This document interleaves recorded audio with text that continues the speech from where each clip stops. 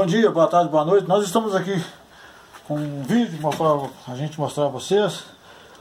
Às vezes o barulho não está no rolamento da máquina, né? Às vezes o pessoal, que minha máquina está com barulho estranho na mecânica. Às vezes não é na mecânica, às vezes é no motor. Vou fazer uma ligação direta aqui no motor, né? Claro que está desligado do capacitor de arranque.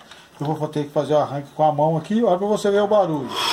Então não precisou fazer arranque, ó. Tá vendo?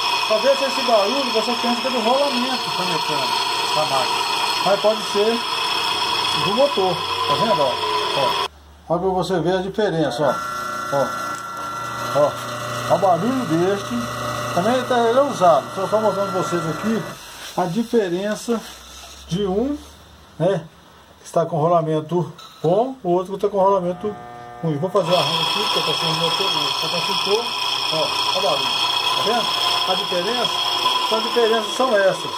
Às vezes você pensa que é o rolamento, a mecânica, né, da sua máquina, mas talvez seja também o rolamento do motor. Eu quero pedir para vocês aí clicar aí e se inscreva.